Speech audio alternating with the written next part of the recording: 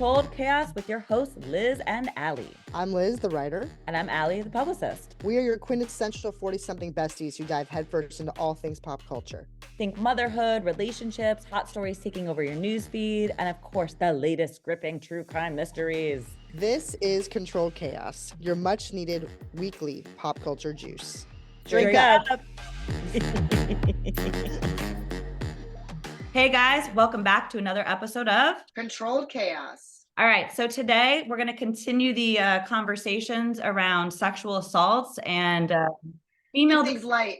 Keep things really light over here because we know this is what we find interesting and upsetting, and we know you guys do too because everyone does. Well, it's just kind of mind-blowing how many of the topics are just going there right now. And today we're going to talk about a topic that actually kind of really messes to my core because it's about Nickelodeon. And if you are, I guess I'm an old millennial technically, but if you are anywhere born in the 80s, especially the early 80s, like Allie and I are, Nickelodeon was my entire childhood, you guys. It shaped a lot of me. I just loved it. I loved it. I wanted to be on the show. I wanted to be slimed, all of that. So if you haven't seen this Nickelodeon documentary where it's just a lot of, sexual abuse and just psychological abuse by Dan Schneider. So Liz is talking about the documentary called Quiet on Set, which was Quiet on the Set. All about Nickelodeon. It centers around the toxic environment that was built by Dan Schneider. It's got toxicity, female discrimination, sexual abuse, abuse of power. I mean, you name it. And it's very quite obvious that this is all real and happened. These are not allegations at this point. I mean, not to judge a book by its cover, because I'm not saying we do that, but I mean, Dan Schneider just looks like a guy who hangs out in his basement and watches. I mean, he just does. I'm sorry. He looks like a basement. Looks like he jerks off all over the walls and he does. He looks like a total beat off Billy down there. I labeled it, but you just look at him. He's just like this creepy. I don't know.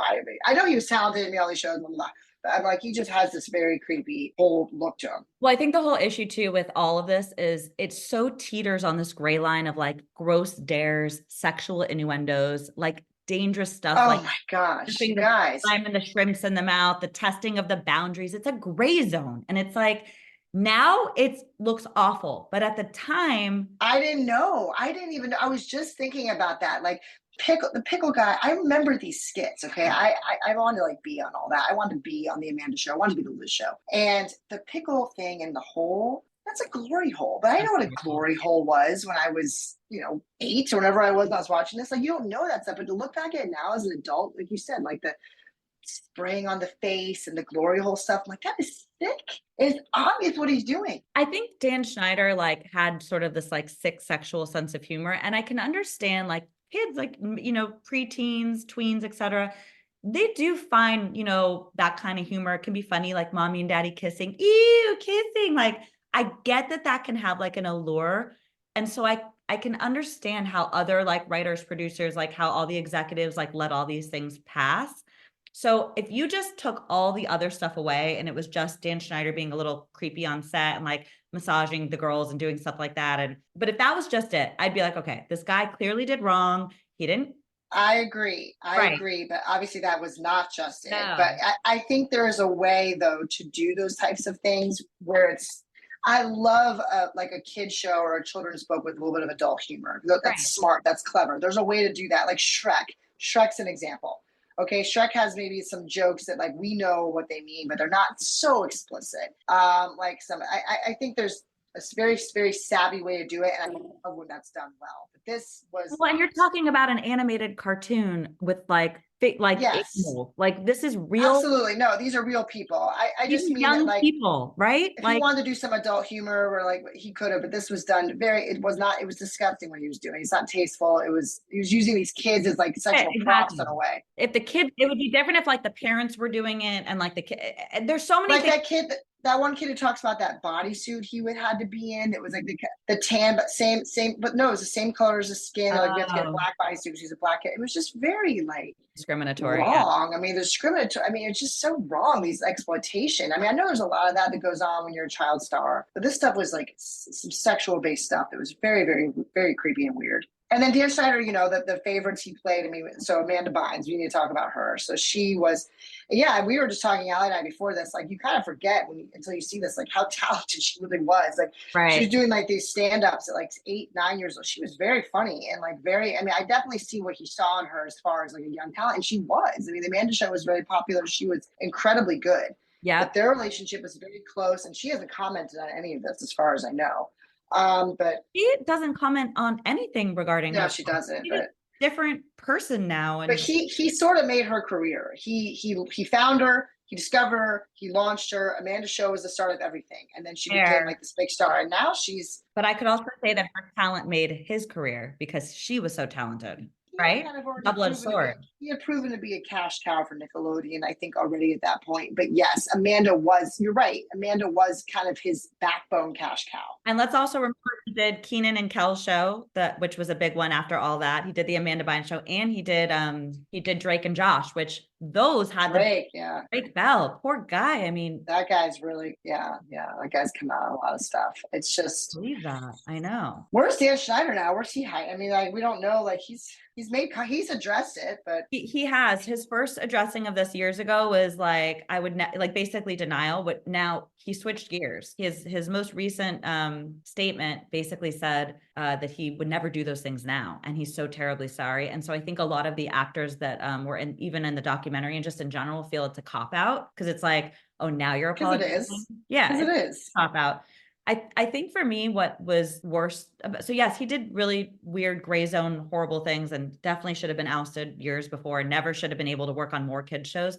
To me, what was even worse was not just Brian Peck, who, you know, was arrested and this whole horrible thing happened with Drake Bell, but do you remember that Jason Handy, no, Jason was sick. Jason had like a bunch of child porn. Troves of child. Yeah, Jason was like super gross. And like, so I just saw that episode recently with that girl Haley, and like how he had like Ziploc bags and these girls' underwear. Like, this guy was, whoa, like, makes me feel sick to my stomach. I know. Like, disgusting. And can you imagine being a mom? And in this mother's interview, it's so relatable, because it's like, you're excited, your daughter, who's like this talented girl, gets on this show, and you're like, you're so excited she's in Nickelodeon. I mean, I can tell you, I wanted to be this kid. I would have begged my mom to put me on any of these shows, but like, and like being excited for your child to be on it, and then finding something like that out. I mean, I would never get over the guilt. I would never not feel awful. I would feel like I did this to my child. Imagine the guilt she's sitting with. And this other mom said the same thing with her son, the one who's in that bodysuit. She was like, some of these things really rub me the wrong way, and I wanted to say something, but I was afraid that he would be treated differently on set or not get the roles he wanted. So you're walking this line of like, I want to support my child. This is what he or she wants, but also protect them. Like, oh, what a nightmare. What a night. It makes me, there lies the problem. It makes me never want to put my child in any sort of acting thing ever. I mean, it's just terrible. This goes back to like all these other cases you talked about, like we just talked about Diddy. You know, if I come out, if I say something, what are the repercussions? How does exactly? How do the responsibility and guilt you feel over that? I mean, it's just, you want to make your child happy, but at what expense? Imagine that mom had said something and the kid gets ousted the next day and then never talks to his mom again. Well, I think he probably would have. I mean, the guy even said that Dan Schneider kind of was just like, well, wasn't interested in him anymore. And everyone, like, if you watch the show, like, everyone wanted Dan Schneider. Everyone wanted to be on his good side, you guys, which is like the start of the power. Back to the power. Make the career. You can make you famous. Give you your own show. Yes, and the guy was just the abuse of power. It's always about the abuse of power. The massages on set were not because his shoulders hurt him. The massages on set were to show, you're my minion. You do what I say. I put you here. I wrote that line for you. He's even been quoted to say things. I can torture these kids if I want to. I can make them do whatever they want. And by the way, he said his sole job all of these years was to keep kids glued to the TV screen, which, by the way, how fucked up is that? What kid? It is kind of fucked up. Honestly, it is. But like, and we all were. No, but I mean, that was what I was going to say. I was, you guys. I mean, Nickelodeon. Every Friday, right? Everything. I mean, everything. Nickelodeon, Snick, all of it. I mean, it was TGIF. like, yep, all of them. It was like, we didn't have phones. We barely had internet. But when it came to Nickelodeon, I was just like this. like could not get enough, would not get enough. And that's why I think some of this like really shook me to my core. I'm like, and I love that people want to say, like, you know, you see the Amanda Bynes spiraling, or like, let's say Britney Spears spiraling. Oh, too much fame. Oh, that has nothing to do with it. It's not the fame. It's the paparazzi. It's the people that are in power that are abusing their power. And it's the people that are destroying these young adult brains' lives. Like their brains are still developing. Yeah. I mean, Amanda Bynes was like, what, 9? 8? I mean, she was a child. And super talented, but still a child. We can't forget how she portrayed herself regardless. She was still a child.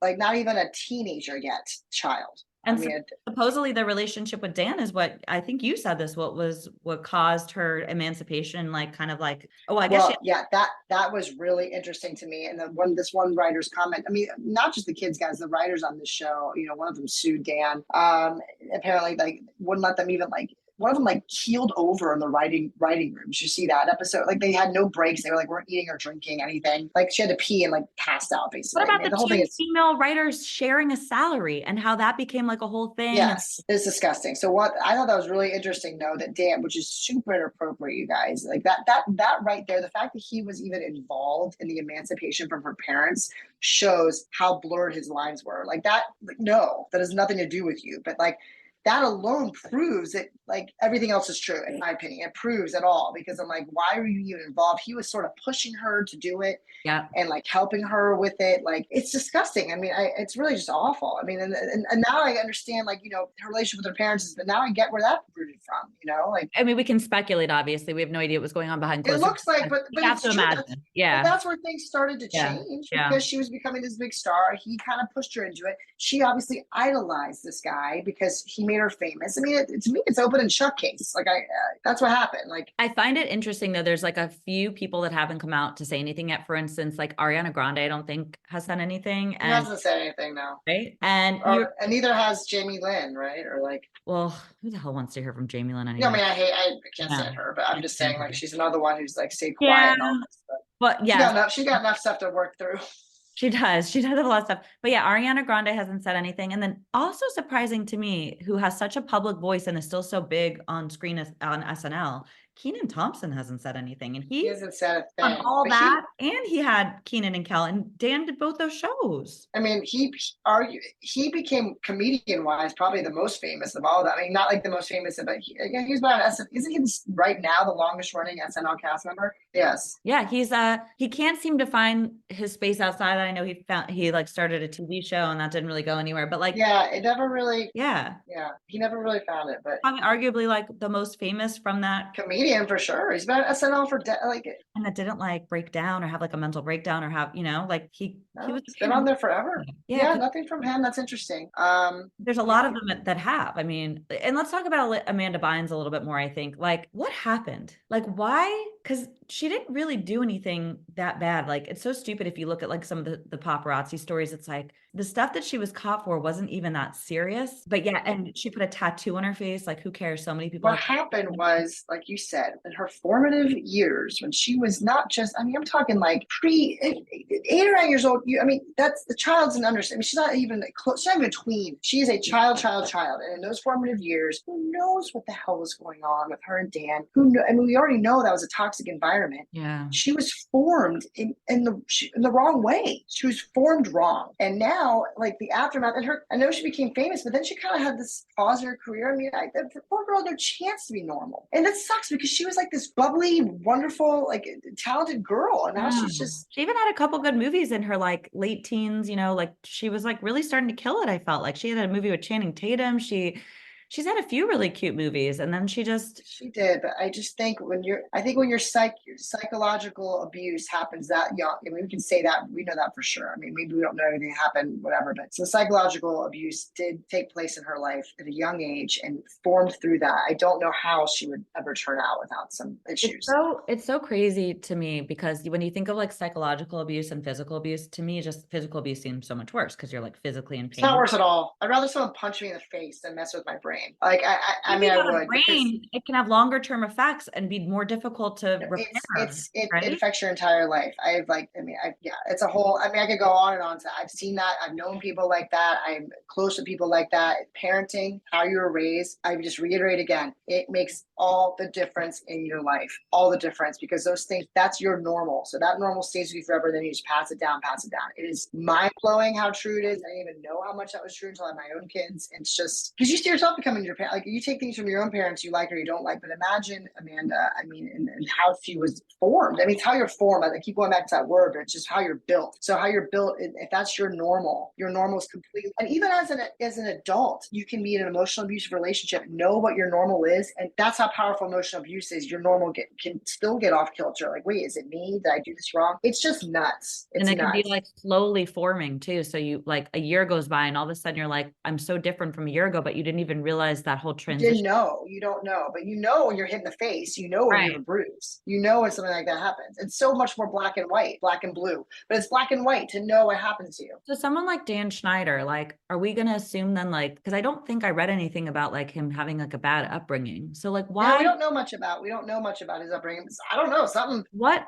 All just money and. Or maybe I don't know. Maybe he was like this unpopular kid and like, I don't know. I mean, I'm not speculating, but you might be right. Maybe it has to do with like something with unpopular. Sometimes that can be like what power becomes to someone. It's like bullied and now you're the bullier, you know? Yes, that's exactly it. If people were like ambivalent to you or you were bullied and then you finally find yourself in this position, then you become the bully. You want to take that power back, and that's how you do it. I mean, it roots from all different things. It's not, and again, that's not even all from your parents. But it is part of your childhood, your upbringing, something that happened to you. I just read here that he was in theater and he was senior class president. Doesn't sound like he was that unpopular. All right, well, then I don't know. Then I don't know. Then he's a bad melon. Sometimes that happens. You get bad melon in a batch. But and you know what? I forgot that he started off as an actor. Remember, he was in the. I remember that. Weird. And you know what else is kind of crazy is that he's married and. Does he have kids? He only left the network in 2018. That is crazy that they kept. No, I know. Oh my gosh, I know. It's very recent. Okay, he's been married for over 2 decades. They met while working at the network at Nickelodeon. She was a former showrunner. What a surprise. She hasn't left him now? She's still with him? Apparently. She's famous in her own right. She's the founder of Hungry Girl, a food brand. Interesting. I don't want to buy that anymore. He has 4 children, including 1 biological daughter, 27-year-old, who he shares with his ex-wife. He has an ex-wife. And then he has daughters from a previous relationship. Interesting. So he's got kids, he's married to someone for a long time, and he did leave Nick because of misconduct allegations. I mean, he was class president. Yeah. I mean, sums it all up. I mean, he was obviously talented, but he was a sicko. And to me, one look at that guy scream, like I said, beat off Billy. He's a basement Billy. He's a goober. You know that way? He just looks like a goober. Yeah, can you imagine a goober coming behind you and putting it and being like, massage I'm like, why are these girls even touching him? He's just a disgusting goober. If you watch some videos of like him on iCarly set with the main actress from that show, like, and he gets like near her a couple of times or like scares her, and you can see in her eyes, she's like, I fucking can't stand this guy. He's a goober. Ugh, everything about him. You believe? I mean, I believed in cooties back then because I watched Nickelodeon. I mean, I think I gave myself the cootie shot every other day to make sure I was properly vaccinated. But he looks like a giant cootie. That's what he looks like. Because he is the reason why much of the humor.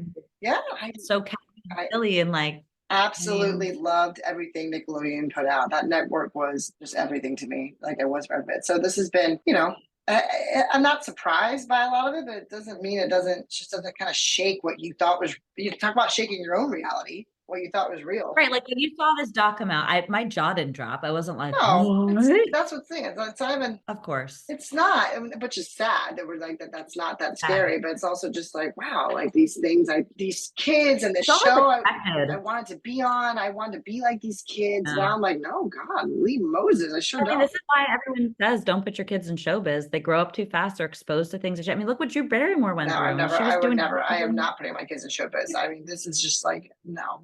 There's too much bad stuff right now. I just would not do it. I know it's one of those, again, double-edged swords. It's like, what if one of your daughters was just like an unbelievable actress from day one and just wanted to get in the door, and by the age of 8 you were like, we got to get this I going. believe that she will be. She's super funny right now. I mean, honestly, she's only 19 months and she cracks me up, but I don't know. So what if I'm gonna have to, at this point, I'm gonna have to go and be like, well, no, like I just can't be glued to her every second. Like it's just gonna be one of the two. Like I'm never leaving her a side. lot of these parents say they were, but at some point, like, I mean, look what happened to like those, with the Michael Jackson stuff. And like, it's like, you want imagine like the most famous person is saying like, I want your child to come dance with me or act with me or be in my movies. I mean, this is literally what Diddy got away with. This is what Michael Jackson got away with. It's what Harvey Weinstein got. It's what they all got away with. I don't know. I would want to think I would support my children whatever they want to do, because of course I want to be that type of parent. But I gotta tell you, I don't think this is something I would want to put them in. And I can already guarantee you their dad would be against. He doesn't want me to post them on social media, let alone if he would be into this. But I just think right now, after everything I've seen, not just this, everything going on right now, I just don't want my child anywhere around something like this. And your self-esteem damage that can happen there too. It's just not worth it. It's not worth it. Yeah, being told you're not good enough, No, you need to lose or like your weight. weight. Yeah, I don't want my children in this environment. I don't want that environment. I want them to be told how funny and great they are all the time. I don't want them anywhere where they're like I mean, I know that's not reality, but I don't want them in this. You want them to be a narcissist. Just want them to feel not criticized like that all the time. Like I don't want that. I think we also pull from things from our childhood that we experienced. So we automatically are like, what I experienced, I do not want you to ever experience. So you kind of go from 0 to 100. And sometimes I know I go like 2, like I grew up in a fairly strict household with the curfews and things like that. And so like in my mind, I'm like, I'm going to, be more laid back, but I know that's not the right way to do it either, because then I'm going to have a kid that probably rebels. And I think sometimes you can try and go against, a lot of people face that, because go against so much what your parents try to do, but then some of it creeps back in, and because you can't help but go back to it in your bones sometimes. But yeah, and then if you go too hard the other way, that can be a problem too. You have to find a middle ground, right? It's hard to find a middle ground. Absolutely. But yeah, these Nickelodeon parents, and I'm sure they are stuck with a lot of guilt. You guys should watch it if you haven't. And I mean, it's interesting. And if you watch Nickelodeon like we did, it's just kind of an eye-opening thing. It's all these momagers. All these momagers have to be on the lookout. And now it's like, the new wave of this is obviously like kid influencers and the momagers that are like managing like influencer accounts for their kids, putting makeup on and going to Sephora's and all these things. And that's a whole new world of. Well, that's what I'm saying. This is like being a child star now is kind of different, because you don't ever have to step foot in a studio to do it now. You don't actually have to be around a Dan Schneider to be famous. You can be famous from your own phone, your own computer. And look what happened with that case of what was that YouTuber mom, Ruby Frank? Oh my God, I cannot. They were talking about, but that's another example, right? She made she was making money off her YouTube channel, and you exposing her children via that. And then I've never wanted something so awful to happen to somebody as I do to this woman. Like I want her to be in jail and like be physically hurt, and like I hate her. Like I can't. You know what? We're not even gonna talk about her, because I can't even do an episode on her, because I feel it makes, every time I even hear her name, I like hug my child. It's just the whole thing. Of course, I mean, to profit off of a show that you created on YouTube where it looks like your children are having the best time of their life. I mean, there's little moments. I like hear it, and I like hug my daughters. I'm like, oh my God. It's so horrifying. But yes, and of course she blames Satan and the devil, because who else would you blame? You'd never blame yourself. Get out of here with that. Blame that don't exist. Get out of here with that shit. Oh my God. I hope I can't wait till you're sexually. Well, on that note, I can't wait to put you in jail, Ruby. Anyway, I'm not. I know. Well, there's just and we're paying for them, right? In jail, our tax dollars are going. That's the worst part of it, is like, and they're getting to eat real meals in jail, and maybe they're. No, she's gonna have a shit life in jail, and I will be happily pay for that. Okay. I hope she does have a shit life, but sometimes they don't. No, people who do stuff to kids get it. They get it in jail. They get it. Yeah, they rightly so. Rightly so. Okay. If you fuck with kids, you need to fuck left and right in jail. And if my tax laws doesn't go anywhere, then I hope they go to hurting her. She's terrible. But not to paying for her meals. No, yeah. Starve her. She starved her kids. You should starve her. Child. Do everything. Exactly. You should do everything you did to her, do to her kids. Anyway, okay, it's a little off the topic of this, but Nickelodeon, 90s, Dan Schneider, we'll see what goes on. But I think it's pretty much like, that's probably all we're going to. The Quiet on the Set is worth watching, though. Yeah. We have it. Yeah, definitely worth watching. And I don't know that much more will come out because there's not much more to That's say. about it. I mean, more of the stars like Drake Bell that come out now, but More like, stars you might know, comment on it, but I think that's probably the end of that. But the documentary is worth a watch. I commend Drake Bell too for naming himself, because I know when he did initially filed all this and went to court, he was unnamed because he was a minor. But I commend him for coming out on Me TV. too. He's been very not an easy thing, not an easy thing, right? Which is why many people don't. Shame, embarrassment. Yes, yep. And he's been like he's laid it all out there more than anybody. So good for him. All right, well, that was this edition of Controlled Chaos. Thanks for tuning in, and we'll see you on the next show. Okay, have a good one.